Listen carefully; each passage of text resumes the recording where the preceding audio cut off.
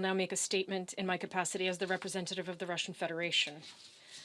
Distinguished colleagues, at the outset, I would like to join you in expressing gratitude to the Special Envoy of the Secretary General for the Great Lakes region, Mr. Huan Xia, for his very extensive briefing. The situation in the region, the security situation in the region, is largely shaped by the situation in the eastern provinces of the DRC, which remains fairly complex. The DRC armed forces and peacekeepers supporting it have still not been able to reverse the tide when it comes to combating illegal armed groups. Over the last 6 months, the situation in the region was further exacerbated by a number of cross-border incidents, as well as the spread of the COVID-19 pandemic. In this context, we welcome the regional state's dynamic to develop cooperation in combating emerging threats. We note the successful settlement with the assistance of the South African Development Community of the border conflict between the DRC and Zambia. We also wish to particularly welcome the ongoing practice of convening, under the leadership of the presidents in the DRC and Angola, quadripartite summits to normalize relations between Rwanda and Uganda. The latest of such summits was held virtually on October 7th.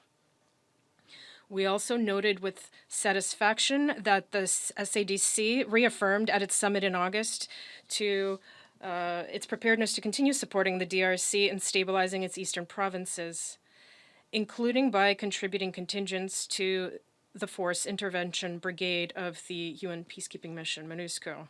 We also cannot fail to note the productive joint work of regional stakeholders to overcome the impacts of the pandemic. We believe that all of these aforementioned efforts deserve every support from the international community. We welcome the work of the Special Envoy of the Secretary General in this area, in particular his work on addressing the shortage of mutual trust by expanding cooperation between heads of intelligence and security agencies of states of the region. It is essential, in our view, to ensure the unconditional and strict implementation of the Peace, Security, and Cooperation Framework Agreement by all parties. It remains the foundational document and a key legal instrument in order to achieve the goal of stabilizing the region. We welcome the increased understanding of the importance of implementing the PSC on the part of regional stakeholders. We are convinced that the full implementation of the framework could play a decisive role in changing the situation in the Great Lakes region.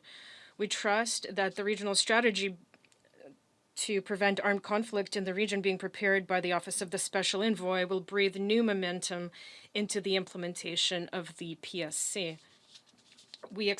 We share the concern expressed in the ESG's report over the humanitarian situation in the Great Lakes region, which has been worsened by the pandemic. One positive development against this backdrop is the ongoing repatriation of Burundian refugees from neighboring countries. We believe that this process clearly testifies to the qualitative transformation of the situation in Burundi, which no longer poses a threat to international peace and security. We hope that the Security Council will soon be able to take a decision on removing this country from its agenda.